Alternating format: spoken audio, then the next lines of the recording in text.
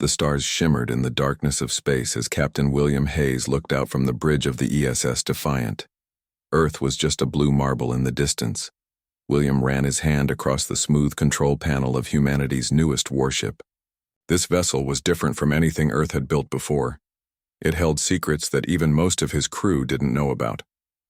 "Captain, we're receiving an emergency broadcast from Earth Command," said Lieutenant Daniel Carter from his station. William straightened his uniform. "Put it through." The stern face of Admiral Patricia Moore appeared on the main screen. Her gray hair was pulled back in a tight bun, and worry lines creased her forehead. "Captain Hayes, we have a situation. Our deep space sensors have detected a massive fleet entering the solar system. They're not responding to standard hails. All Earth Defense Force ships are ordered to return to Earth immediately." William nodded. "We'll change course right away, Admiral. How many ships are we talking about?" Admiral Moore's expression darkened. "Over 300, Captain. More than 10 times our entire fleet." The bridge fell silent. Earth's Defense Force only had 30 ships total. The Defiant was still on its test flight, not even officially in service yet. "We'll be there in 6 hours, Admiral. Defiant out." William turned to his crew. "You heard her. Set course for Earth, maximum speed." The ship turned smoothly, its engines humming with power as it accelerated toward home. Chief Engineer Susan Reynolds approached the captain. She was a small woman with intelligent eyes and hands that never seemed to stay still. "Captain, should we prepare the special systems?" she asked quietly. William glanced around the bridge. Only a few people knew what the Defiant really carried. "Not yet. Let's see what we're dealing with first." 6 hours later, the Defiant joined Earth's defensive line. Through the view screen, William could see the alien fleet. Their ships were sleek and silver, shaped like arrowheads and much larger than Earth vessels. "They're hailing all Earth ships now," said Communications Officer John Baker. "On screen," William ordered. The alien that appeared had bluish skin and 4 eyes set in a wide face. He wore some kind of uniform with symbols William didn't recognize. "I am Admiral Krell of the Galactic Hegemony. Your planet has been selected for integration into our empire. Your resources will serve the greater good of the hegemony. Surrender now, and your people will be allowed to live as productive citizens." Ambassador George Miller, Earth's diplomatic representative, stepped forward on the shared communication channel. "Admiral Krell, Earth welcomes peaceful contact with other civilizations, but we are a sovereign planet. We're willing to discuss trade and cultural exchange, but we cannot accept demands for surrender." Admiral Krell made a sound that might have been a laugh. "You misunderstand, human. This is not a negotiation." The alien pressed something, and a beam of energy shot from one of his ships toward Earth's moon. A small outpost there, home to 200 people, vanished in a flash of light. Gasps echoed across the bridge of the Defiant. "That was a small demonstration," Krell continued. "Your defensive capabilities are amusing. Our scans show primitive weapons and shield technology. You have 24 Earth hours to surrender, or we will begin systematic destruction of your orbital facilities, followed by your major cities." The communication cut off. William clenched his fists. "Get me Admiral Moore." When the Admiral appeared, her face was grim. "You saw?" "Yes. They just killed 200 people without hesitation. Have they sent any other messages?" "They transmitted data about their hegemony. Apparently, it's a coalition of 27 alien species. They expand by conquering new worlds and taking their resources." Admiral Moore rubbed her temples. "The Earth Council is meeting now to discuss our options." "Options?" William couldn't keep the anger from his voice. "They're going to kill us all or make us slaves. Our entire fleet couldn't stop even a fraction of their ships, Hayes, you know that." The Admiral looked defeated. "Maybe not with conventional weapons," William said carefully. "But the Defiant isn't conventional." Admiral Moore's eyes widened slightly. "That technology is untested in combat. It worked in all our simulations. Dr. Chen's dimensional phase shifting could be our only chance." Lieutenant Amy Peterson, the ship's navigation specialist, turned from her console. "Captain, one of the alien ships is moving toward us. I think They're scanning us. William nodded. Let them look. They won't understand what they're seeing. He turned back to Admiral Moore. Ma'am, request permission to engage the enemy using prototype systems. Moore hesitated, then her expression hardened. The Council will likely vote to surrender. Too many lives are at stake. But if you and your crew are willing to try, I can give you 8 hours before I have to inform the Council of your actions. That's all we need. Thank you, Admiral. After the communication ended, William addressed his crew. I won't lie to you. What I'm about to propose is dangerous. The Defiant carries experimental technology that could give us an edge against the hegemony, but using it will put all our lives at risk. He nodded to Susan Reynolds, who stepped forward. 2 years ago, Dr. Olivia Chen discovered what we call dimensional phase shifting, Susan explained. It allows a ship to partially shift out of normal space. When activated, weapons pass right through us and we can move through solid objects, including other ships. Murmurs spread across the bridge. The system has limitations, Susan continued. We can only stay phased for short periods before the power drain becomes too much. And while we're phased, our own weapons can't affect normal space either. William looked at the faces of his crew. I'm asking for volunteers. We'll take the Defiant into the heart of the enemy fleet, learn what we can about their weaknesses, and strike where they least expect it. I won't order anyone to come. Daniel Carter stood first. I'm with you, Captain. One by one, the entire bridge crew stood. William felt a surge of pride. Susan, prepare the phase drive. Lieutenant Peterson, plot a course that will take us close to their command ship without being too obvious. What about the rest of Earth's fleet? John Baker asked. They'll stay to defend Earth as best they can. We're on our own. William settled into his command chair. This is exactly what the Defiant was built for. They think our technology is primitive, amusing. Let's show them how wrong they are. The ESS Defiant broke formation, moving slowly away from Earth's defensive line. To the hegemony sensors, it would look like just another small human ship. They wouldn't know it carried Earth's greatest secret and perhaps humanity's last hope. Dr. Olivia Chen entered the bridge, her face tense but determined. Phase drive is ready, Captain. It's never been used in combat before. Then we'll be the first, Doctor. Let's make it count.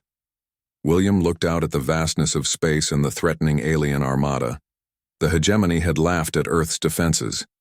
They were about to learn that humans were full of surprises. Prepare for phase shift. On my mark, he ordered. It's time to show the galaxy what one human warship can do. The Defiant moved silently through space, approaching the massive hegemony fleet. Captain William Hayes studied the alien ships on his screen. Their formation was tight, designed to overwhelm any resistance with pure numbers and firepower. How much longer until we're in phase range? William asked. Dr. Olivia Chen checked her instruments. 10 minutes, Captain. I need to explain something to everyone first. She stood and faced the crew. She was younger than most of them, barely 30, with quick eyes that missed nothing. The phase drive works by shifting our ship partially into another dimension, she explained. When we phase, enemy weapons will pass through us and we can pass through solid objects. But there are 3 important limits. She held up one finger. First, we can only stay phased for 5 minutes at most before the power drain becomes dangerous. A second finger. While phased, our own weapons can't affect normal space, so we have to unphase to attack. A third finger. The shift creates a unique energy signature. The first few times they won't know what it is, but eventually they'll figure it out. Commander Samuel White, William's second in command, frowned. So our advantage has an expiration date? Exactly, Olivia nodded. We need to make every phase count. William studied the alien fleet again. We need to learn their weaknesses before we strike. Susan, Daniel, prepare for our first phase. We're going straight into their formation for a closer look. Chief Engineer Susan Reynolds took her position at the engineering console. Phase drive ready, Captain. Phase drive in 3, 2, 1, now, Susan called. A soft hum filled the ship as energy flowed through special conduits. The stars seemed to blur slightly, and a faint blue glow surrounded the Defiant. Phase complete, Susan reported. 4 minutes, 50 seconds remaining. William felt a strange sensation like his body was lighter. "Take us in, Lieutenant Peterson, right through their outer defense line." Amy Peterson guided the ship forward. On the screen, a massive hegemony destroyer grew larger and larger. "We're going to hit it," John Baker said nervously. "That's the idea," William replied calmly. The Defiant passed directly through the alien ship. For a few seconds, the bridge crew could see inside. Strange corridors, alien equipment, and blue-skinned beings moving about their duties, completely unaware of the human ship passing through their vessel. "This is incredible," Daniel whispered. "Keep recording everything," William ordered. "We need to learn as much as we can about their technology." The Defiant continued through the fleet, passing through 3 more ships before Susan warned.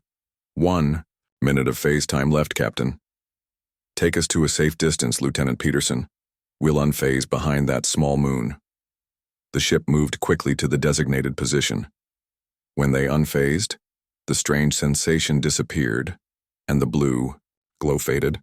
"Phase drive cooling down," Susan reported. "We'll need 15 minutes before we can phase again." "Let's review what we learned," William said. The crew gathered around as they examined the recordings. Commander White pointed at something on the screen. "Look at their engine configuration. It's completely different from ours." Daniel nodded. "And their weapon systems are on a separate power grid. Very different from how we build ships." Dr. Chen studied the images carefully. "Their technology is more advanced, but it follows patterns we can understand. There's something interesting about their shields. They're designed to stop physical objects and energy weapons, but they might not be effective against a phased attack." William considered this information. "So if we unphase inside their shields, we could attack them where they're completely unprotected." Daniel finished. "Their shields work from the outside in, not the inside out." "We need to test this theory," William decided. "Once the phase drive is ready, we'll target one of their smaller ships."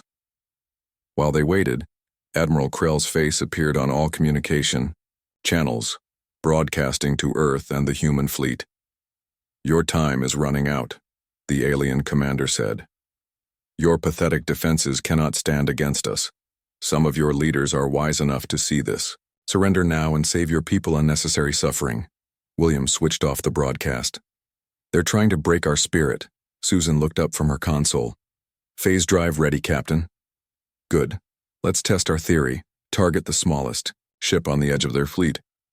We'll phase inside their shields, unphase, fire everything we have, then phase again to escape." The Defiant moved into position, staying far enough away to avoid detection. William gave the order, and the ship phased again, the blue glow returning. Lieutenant Peterson guided them expertly toward a hegemony scout ship. Approaching target, passing through outer hull now. The Defiant slipped inside the alien vessel, positioning itself near what looked like a power core. "Unphasing now," Susan announced. The blue glow disappeared. Suddenly, alarms blared on the alien ship. The hegemony crew could now see the human vessel that had appeared inside their ship. "Fire!" William ordered. Daniel activated the weapons. The Defiant's guns fired, tearing into the alien ship's internal systems. Without their shields to protect them, the damage was immediate and severe. "Phase us out," William commanded, as alien crew members began firing handheld weapons at them. The blue glow returned just in time. Enemy fire passed harmlessly through the Defiant as it moved outside the dying scout ship. They watched as explosions rippled through the alien vessel before it finally went dark. "It worked," Daniel said, his voice filled with awe. "We just destroyed a hegemony ship." On a distant hegemony vessel, Science Officer Vex stared at her instruments in confusion. "Admiral Krell, we've lost contact with Scout Ship 7. The four-eyed admiral turned. "What happened?" "I'm not sure. There was a strange energy reading. Then Scout Ship 7 reported an intruder inside their hull, and then nothing." Krell's top eyes narrowed. "Inside their hull? How is that possible?" "I don't know, sir. The energy pattern doesn't match anything in our database." Vex showed him the readings. It's like the human ship was there, and not there at the same time. Krell dismissed this with a wave. Impossible, their technology is primitive. This is just a last desperate attempt to fight back. Double the guards on all ships and prepare for the final attack on Earth. But as Vex returned to her station, she wasn't so sure. Something about that energy signature bothered her. If the humans had somehow developed technology the hegemony had never seen before, perhaps they weren't as primitive as Krell believed. Back on the Defiant, William addressed his crew. We've proven our theory works. Now we need a real plan. The hegemony has hundreds of ships. We need to find a way to make a bigger impact. Dr. Chen spoke up. What if we target their command ship? If we can capture or disable Admiral Krell's vessel, we might throw their entire fleet into disarray. William nodded slowly. A bold move. Risky, but it might be our best chance. He looked at the faces of his crew. Let's plan this carefully. Earth is counting on us. The hegemony thinks they've already won, and that's going to be their biggest mistake. The Defiant hid behind a small asteroid as Captain William Hayes gathered his crew for a planning session. Their first attack had been successful, but the hegemony fleet was now on alert. They're searching for us, Lieutenant Amy Peterson reported, watching the sensor readings. 3 patrol ships are sweeping this sector. William nodded. They know something happened, but they don't understand what. He turned to Communications Officer John Baker. Have you made any progress decoding their transmissions? John adjusted his headset. Yes, Captain. I've managed to break through their basic encryption. They're discussing the loss of their scout ship. He frowned. It's not good news. The hegemony plans to harvest Earth's resources completely. Oceans, forests, minerals, everything. Humans would be used as labor until the planet is stripped bare. A heavy silence fell over the bridge. Then we need to stop them, William said firmly. Dr. Chen, Commander White, what's our next move? Dr. Olivia Chen pulled up a holographic display of the hegemony fleet. I've been analyzing their fleet formation. They have a large fuel depot ship here. She pointed to a massive vessel near the center of the fleet. If we can destroy it, we might disable multiple ships temporarily. Commander Samuel White nodded in agreement. Good target. Heavy damage potential, lower defensive capabilities than their warships. What about our phase drive? William asked Susan Dodd.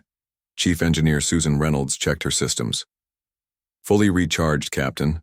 But I should warn you, each time we use it, the power fluctuations increase slightly. The technology is still experimental. William considered this information. We'll be careful, but we need to act. Prepare for phase shift.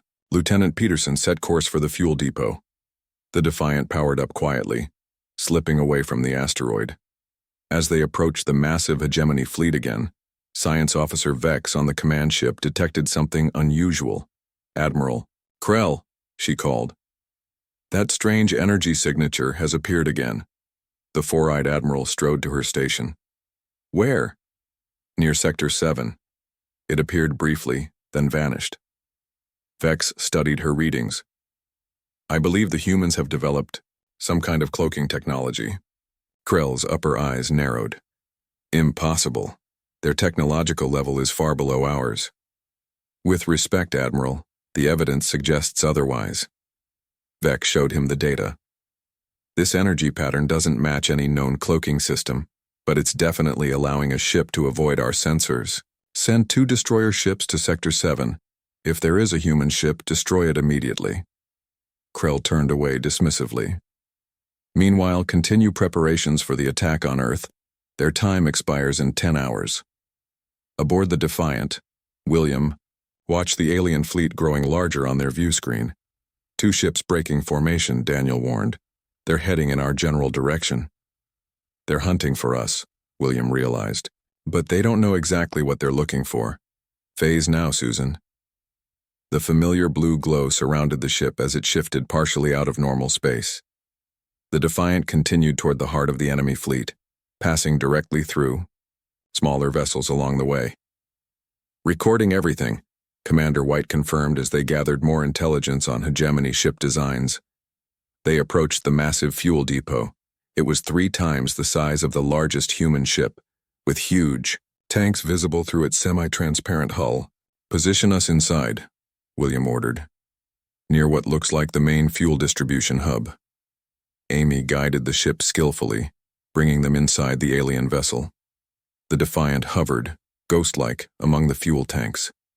Ready weapons, William commanded. We'll unphase, fire at the distribution hub, then phase immediately and escape. Daniel's fingers moved over the weapons controls. Targeting system locked. Unphase now, William ordered. The blue glow faded. Alarms immediately blared throughout the fuel depot as the Defiant suddenly appeared on their sensors. Fire, William commanded. The Defiant's weapons blazed, striking the distribution hub directly. Fuel began to spray from damaged pipes. Phase now, William shouted as alien crew members rushed toward them. Susan activated the phase drive again, and the blue glow returned just as the first explosions began. The Defiant moved quickly away from the fuel depot, passing through its hull as fires spread inside. From a safe distance, they watched as the fuel depot erupted in a massive explosion. The blast damaged 2 nearby warships, crippling their engines. Cheers erupted across the Defiant's bridge. That will slow them down, Daniel said with satisfaction. But their celebration was short-lived. Susan's console began flashing warning lights. Captain, we have a problem, she reported, her voice tense. The phase drive is overheating. The rapid shift from unphased to phased put more strain on it than expected. How long until we can use it again? William asked.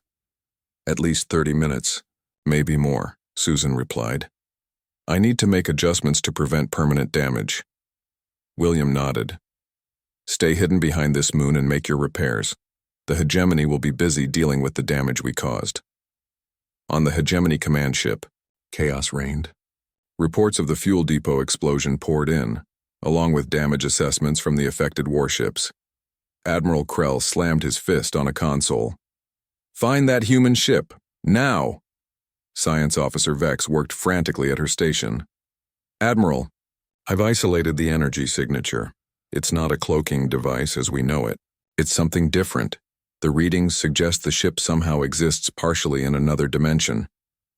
That's theoretically impossible, Commander Track, Krell's subordinate, interjected.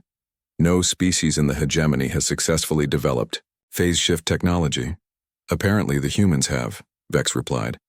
It would explain how they appeared inside our vessels and why our weapons couldn't hit them. Admiral Krell's eyes all focused on Vex. Can we track this energy signature? Yes, when they use it. And there's something else. Vex hesitated. The signature shows increasing instability. I believe their technology is experimental, possibly dangerous even to themselves. For the first time, a hint of worry crossed Krell's face. Order all ships to new defensive formations. No vessel stands alone. Overlapping shields and constant sensor sweeps. Back on the Defiant, Susan worked to stabilize the phase drive while William received a communication from Earth. Captain Hayes. Admiral Moore's face appeared on screen. The Council has voted to surrender. They're preparing the formal response. To the hegemony now. William leaned forward. Admiral, tell them to stall. We've already destroyed 2 of their ships and damaged others. We can hurt them. Admiral Moore looked troubled. The hegemony has hundreds of ships, Hayes. Your actions are brave, but may only anger them further. We've discovered weaknesses in their technology, William insisted. With a coordinated strategy, we might stand a chance. Before Admiral Moore could respond, Susan called out, Captain, 3 hegemony destroyers are approaching our position. They've spotted us. William's mind raced. Admiral, we need to go.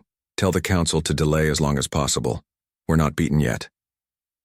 As the communication ended, the Defiant powered up its conventional engines.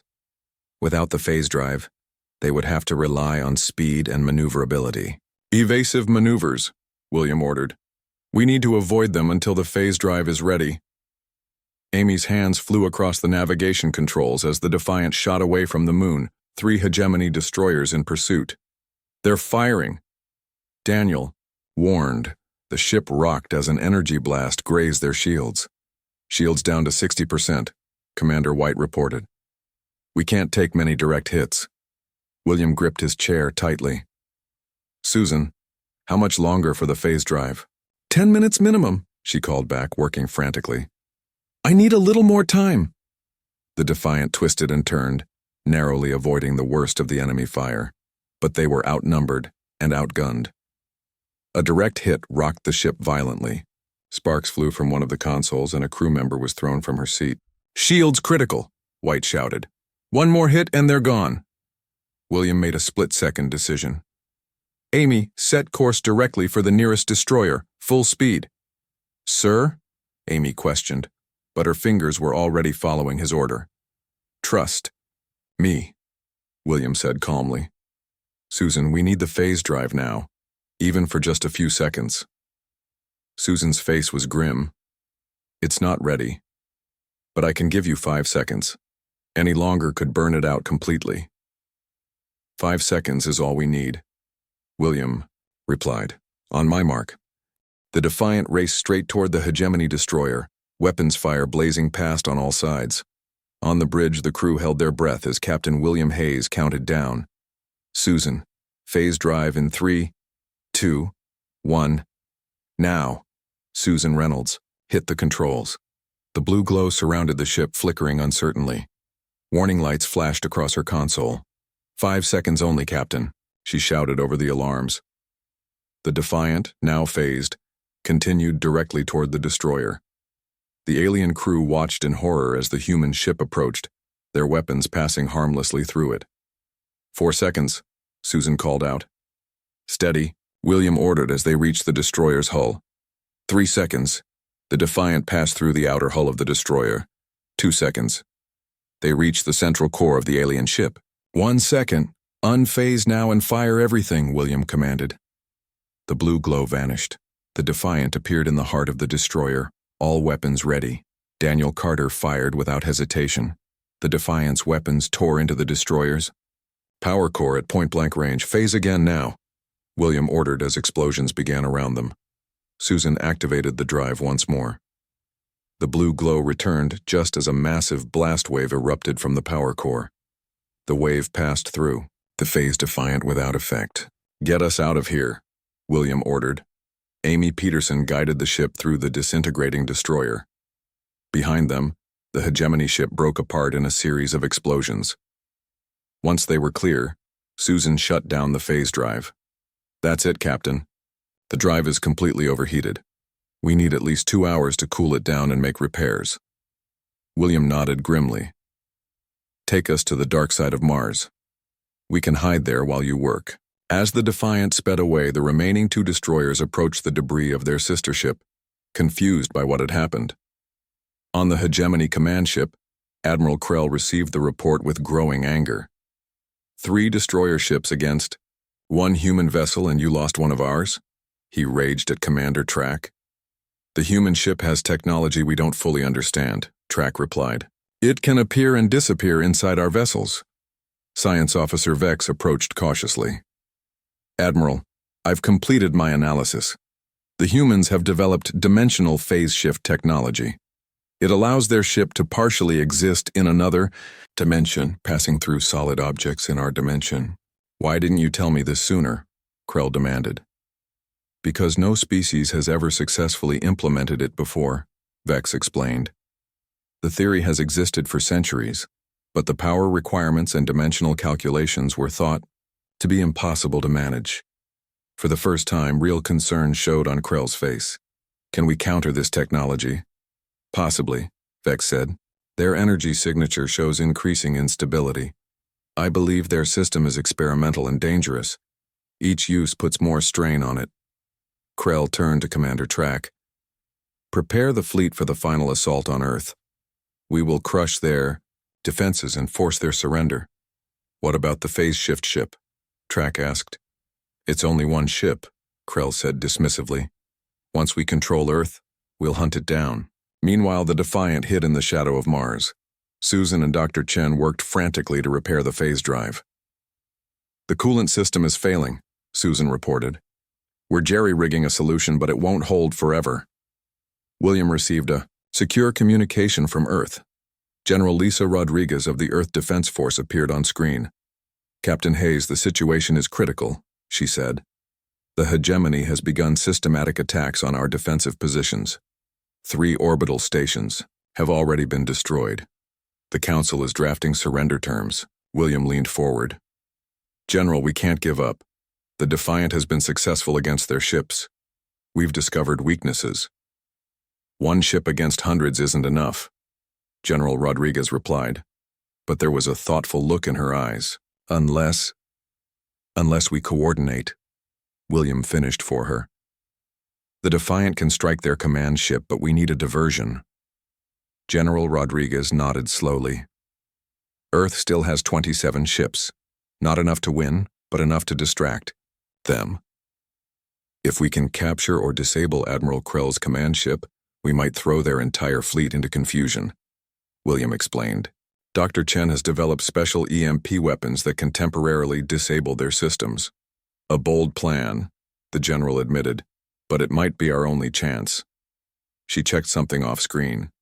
The Council has given the hegemony 2 more hours. Before our official response, that's all the time we have. It's enough, William assured her. Have your ships ready to launch a coordinated attack on my signal. After the communication ended, William gathered his crew. We have 2 hours to repair the phase drive and prepare for our most important mission. We're going after Admiral Krell's command ship. The crew worked with renewed purpose, making repairs and preparing weapons. The phase drive should work, but it's unstable, Susan warned. We might get 1 good phase in and out, but that's all I can promise. 1 is all we need, William replied. We'll phase directly into Krell's ship, deploy the EMP devices to disable their systems and take control. 2 hours later, the Earth Defense Fleet launched from their positions, heading straight for the hegemony fleet. The remaining human ships were vastly outnumbered, but they fought with desperate courage. Admiral Krell watched the battle with disdain. Pathetic. They think this final gesture will change their fate. Sir, should we respond with full force? Commander Track asked. No. Let some of the smaller ships handle this. It's barely worth our attention. Krell turned away from the view screen. Prepare the final surrender terms. As the battle raged, the Defiant approached from behind Mars, staying in the planet's sensor shadow. With the hegemony focused on the Earth ships, they didn't notice the lone vessel heading straight for the command ship. Phase drive ready, Captain, Susan reported. But remember, we likely get only 1 phase in and 1 phase out. William nodded. Lieutenant Baker, send the coordinates to General Rodriguez. Tell her to have Earth forces ready to target the weak points in hegemony shields once we succeed. Message sent, John confirmed. William looked at his crew. This is it. Everything depends on what we do next. Phase drive activate. The blue glow surrounded the Defiant once more as they shifted partially out of normal space. Amy guided the away ship directly toward Krell's massive command vessel. Passing through outer shields now, she reported. The Defiant moved through the command ship's hull like a ghost, passing through decks and corridors. Taking us to the bridge section, Amy said, her hands steady on the controls despite the tension. They reached a large chamber filled with alien technology and hegemony officers. Admiral Krell stood at a central platform, his back to where the Defiant hovered, phased and invisible to normal sensors. William stood from his chair. Position confirmed. All hands prepare for unphase. Lieutenant Carter, EMP weapons ready. Daniel nodded, his finger poised above the controls. Ready, Captain. William took a deep breath. Unphase now. The blue glow vanished. The Defiant appeared in the middle of the hegemony command center, surrounded by startled alien officers. Deploy EMPs, William ordered. Daniel fired the specialized weapons. Pulses of energy spread across the command center, instantly shutting down the alien technology. Lights flickered and died. Control screens went blank. Admiral Krell spun around, his 4 eyes widening in shock as he faced Captain William Hayes and the human ship that had appeared out of nowhere in the heart of his command ship. Admiral Krell stared in disbelief at the human ship that had appeared inside his command center. His 4 eyes blinked rapidly as he processed what was happening. Impossible, he muttered. Captain William Hayes stepped forward, flanked by Commander Samuel White and Lieutenant Daniel Carter. Other crew members secured the bridge, pointing weapons at the confused hegemony officers. "Admiral Krell," William said firmly, "your ship is disabled. Your technology is down. I suggest you surrender." Krell's shock turned to anger. "You dare? One primitive ship against the might of the hegemony?" William gestured to the blank screens around them. "Your might isn't helping you much right now. Your fleet can't hear you and they can't help you." Daniel stepped forward with a small device. "Captain, I've connected to their communication system. We can broadcast to the entire hegemony fleet." William nodded. "Perfect." He turned back to Krell. "The tables have turned, Admiral. You came to our solar system, threatened our planet, and laughed at our technology. Now one human ship has captured your command vessel." Krell's face twisted with rage. "This changes nothing. My fleet will destroy your world whether I command them or not." "Maybe," William admitted. "But before that happens, let me show you something." He nodded to Daniel, who activated a screen connected to the Defiance systems. The screen displayed technical data about hegemony ships. "We've been studying your fleet. Your shields have a resonance frequency vulnerability. Your weapons systems are powerful but slow to recharge. Your engines use an outdated cooling system." With each point, Krell's eyes widened slightly. William continued, "Humans may not have your level of technology yet, but we excel at finding weaknesses and adapting." William turned to Daniel. "Broadcast these vulnerabilities to all Earth ships." Daniel pressed several controls. "Broadcasting now, Captain." On Earth's remaining ships, the data from the Defiant appeared on their screens. General Lisa Rodriguez smiled grimly as she received the information. "Target those shield frequencies," she ordered. "Focus fire on their cooling systems." Earth's ships changed their attack patterns, suddenly becoming much more effective. Hegemony vessels that had seemed invincible now took heavy damage as Earth weapons found their weak points. On the command ship, Science Officer Vex spoke up. "The humans are right, Admiral. They've identified vulnerabilities our engineers overlooked because no one has challenged us in centuries." Commander Track, who had been silently assessing the situation, stepped forward. "Admiral, perhaps we should consider a different approach. These humans have proven more resourceful than expected." Krell rounded on him. "You suggest surrender? To primitives?"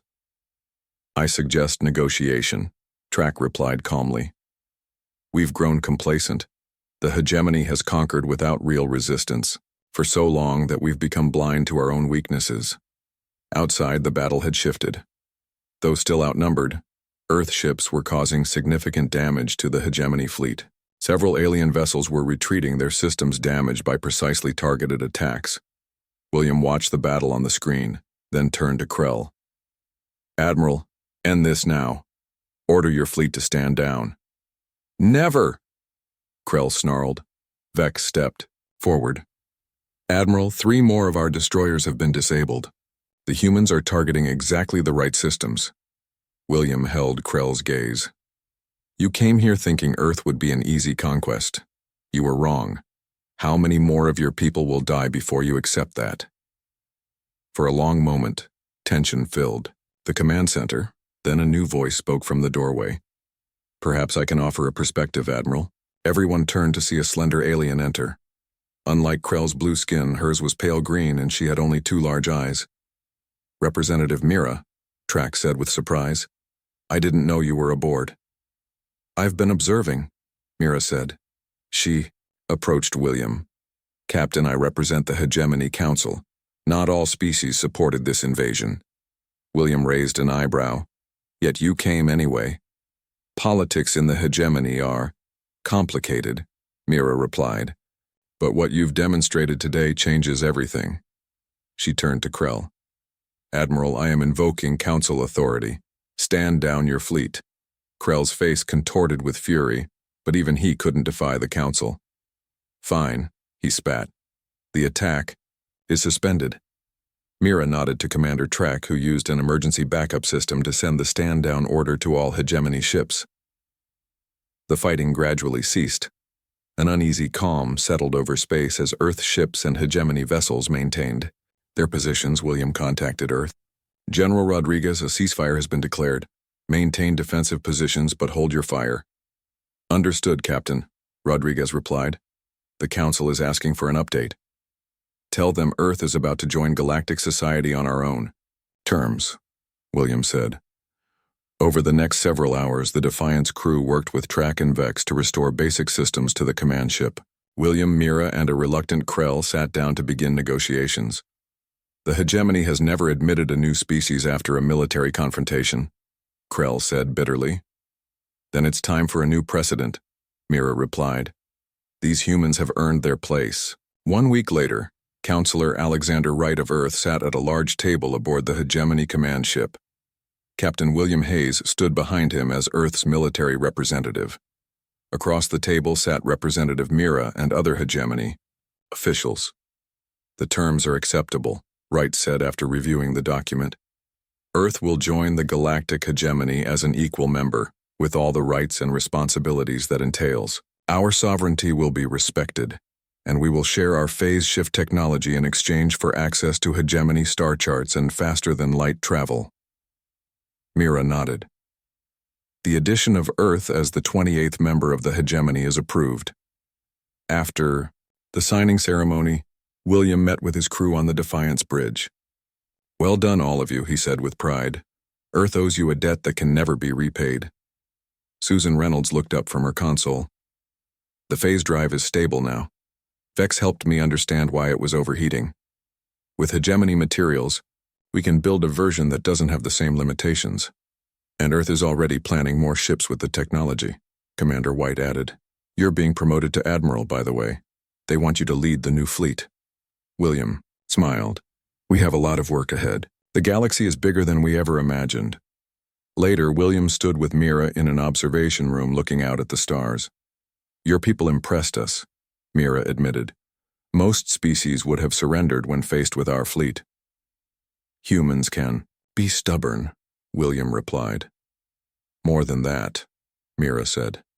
You're innovative in ways the hegemony had forgotten. We've been the dominant power for so long that we stopped looking for new solutions. She turned to face him. The hegemony needed this reminder that size and numbers aren't everything. William nodded. And what happens now? Now, Mira said, humanity takes its place among the stars, not as conquests of the hegemony but as equals. The hegemony laughed at Earth's defenses, but one human warship changed everything. She smiled, slightly. I think the galaxy will never be the same. As William looked out at the vast sea of stars, he couldn't help but agree. A new chapter had begun for humanity, and he couldn't wait to see what would happen next.